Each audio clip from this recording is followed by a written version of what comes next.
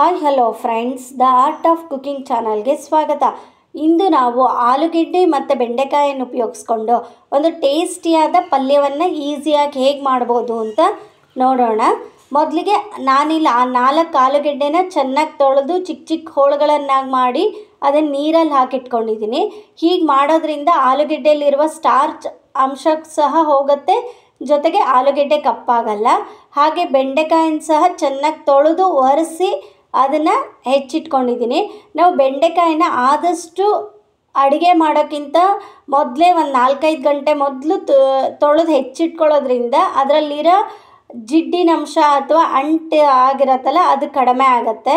ಆದಷ್ಟು ಮೊದಲೇ ಹೆಚ್ಚಿಟ್ಕೊಳ್ಳೋದು ಒಳ್ಳೆಯದು ಬೆಂಡೆಕಾಯಿನ. ನಂತರ ಬೆಂಡೆಕಾಯಿಗೆ 2 ಸ್ಪೂನ್ ಎಣ್ಣೆ ಹಾಕಿ ಚೆನ್ನಾಗಿ ಅದನ್ನು ಹುರ್ಕೋಬೇಕು. ಅದನ್ನು ಹುರ್ಕೊಳ್ಳೋ ಅಷ್ಟು ಟೈಮಲ್ಲಿ ಪಲ್ಯಕ್ಕೆ ಬೇಕಾದಂತಹ ಒಂದು ಒಗ್ಗರಣೆಯನ್ನು ಮಾಡ್ಕೊಳ್ಳೋಣ. ಬಾಣಲಿಗೆ 2 ಸ್ಪೂನ್ ಎಣ್ಣೆ ಹಾಕಿ ಸಾಸಿವೆ, ಜೀರಿಗೆ, ಅರಿಶಿನ ಮತ್ತು ಕರಿಬೇವು, ಹೆಚ್ಚಿಟ್ಕೊಂಡಿರೋ ಹಸಿಮೆಣಸನ್ನು ಸಹ ಹಾಕ್ಕೊಂಡು ಒಗ್ಗರಣೆ ಮಾಡ್ಕೊಳ್ಳಿ. ಹಸಿಮೆಣಸನ್ನು 1-2 ಇಲ್ಲ 3 ಹಾಕ್ಕೊಳ್ಳಿ.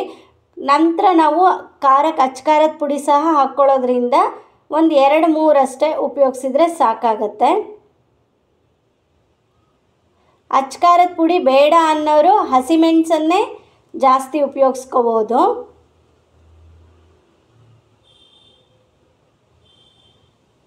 ಒಗ್ಗರಣೆ ಆದ ನಂತರ ನಾವು ಹೆಚ್ಚಿಟ್ಕೊಂಡಿರುವಂತಹ ಆಲೂಗೆಡ್ಡೆಯನ್ನು ಒಗ್ಗರಣೆಗೆ ಹಾಕ್ಕೊಂಡು ಚೆನ್ನಾಗಿ ಕೈಯಾಡಿಸ್ಕೋಬೇಕು.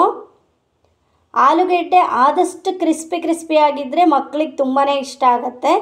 ಹಾಗಿದ್ದರಿಂದ ಆಲೂಗೆಡ್ಡೆ ಬೇಯಬೇಕಾದ್ರೆ 1 ಚಿಟಿಕೆ ಅಷ್ಟು ಉಪ್ಪನ್ನು ಹಾಕಿ ಅದನ್ನು ಫ್ರೈ ಮಾಡ್ಕೊಳ್ಳೋದ್ರಿಂದ ಅದು ಕ್ರಿಸ್ಪಿಯಾಗೂ ಆಗುತ್ತೆ, ಜೊತೆಗೆ ಪಾತ್ರೆಗೆ ತಳ ಹಿಡಿಯಲ್ಲ.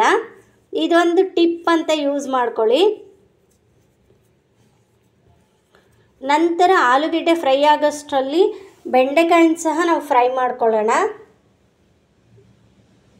ನಾವು ಮೊದಲೇ ಹೆಚ್ಚಿಟ್ಕೊಂಡಿರೋದ್ರಿಂದ ಇದರಲ್ಲಿ ಅಂಟಿನಂಶ ಕಡಿಮೆ ಇರುತ್ತೆ. ಅದು ಸ್ವಲ್ಪ ಮೆತ್ತಗಾದ ನಂತರ ಅದಕ್ಕೆ 1 ಚಿಟಿಕೆ ಅಷ್ಟು ನೀರನ್ನು ಹಾಕ್ಕೊಂಡು ಸ್ವಲ್ಪ ನೀರು ಹಾಕ್ಕೊಂಡು 1-2 ನಿಮಿಷಗಳ ಕಾಲ ಅದನ್ನು ಒಂದು ತಟ್ಟೆ ಮುಚ್ಚಿ ಬೇಯಿಸ್ಕೊಳ್ಳಿ.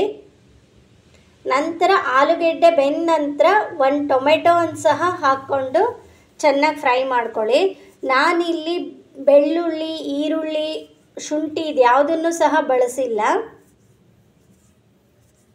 ನಂತರ ಬೆಂದಿರುವ ಆಲೂಗೆಡ್ಡೆಗೆ ನಾವು ಮೊದಲೇ ಹುರಿದಿಟ್ಕೊಂಡಿರುವಂತಹ ಬೆಂಡೆಕಾಯಿನ ಸಹ ಹಾಕಿ ಚೆನ್ನಾಗಿ ಕೈಯಾಡಿಸ್ಕೊಳ್ಳಿ.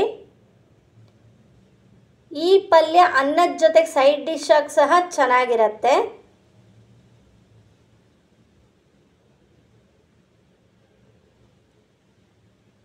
ನಂತರ ಇದಕ್ಕೆ ರುಚಿಗೆ ತಕ್ಕಷ್ಟು ಉಪ್ಪು, ಅಚ್ಚ ಪುಡಿ, ಧನಿಯಾ ಪೌಡ್ರು, ಜೀರಿಗೆ ಪುಡಿ ಇದೆಲ್ಲವನ್ನು ಹಾಕ್ಕೊಳ್ಳಿ.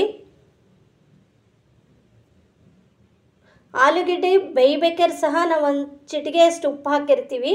ಹಾಗಿದ್ರಿಂದ ಉಪ್ಪನ್ನು ನೋಡಿ ಹಾಕ್ಕೊಳ್ಳಿ.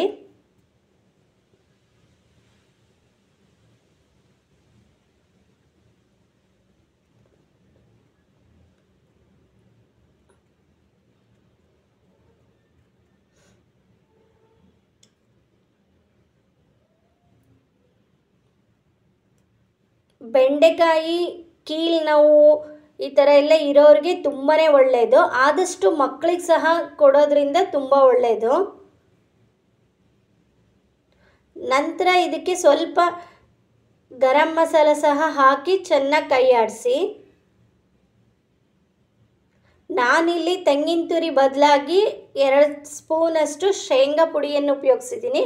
ಶೇಂಗಾ ಪುಡಿ ಆಪ್ಷನಲ್ಲು, ಬೇಡ ಅನ್ನೋರು ಅದನ್ನು ಸ್ಕಿಪ್ ಮಾಡಿ ತೆಂಗಿನ ತುರಿ ಸಹ ಹಾಕ್ಕೋಬೋದು.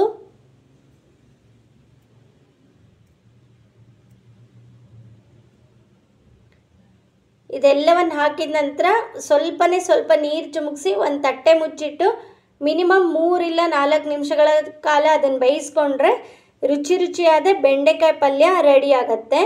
ಕೊನೆಯಲ್ಲಿ ಸ್ವಲ್ಪ ಕೊತ್ತಂಬರಿ ಸೊಪ್ಪನ್ನು ಸಹ ಹಾಕಿ ಚಪಾತಿಯೊಂದಿಗೆ ಪಲ್ಯವನ್ನು ಸರ್ವ್ ಮಾಡಿ. ಈ ವಿಡಿಯೋ ಇಷ್ಟವಾಗಿದ್ದಲ್ಲಿ ಲೈಕ್, ಶೇರ್ ಮತ್ತು ಕಮೆಂಟನ್ನು ಮಾಡಿ. ಇನ್ನೂ ಹೆಚ್ಚಿನ ವಿಡಿಯೋಗಳಿಗಾಗಿ ನನ್ನ ಚಾನಲ್ಗೆ ಸಬ್ಸ್ಕ್ರೈಬ್ ಆಗಿ.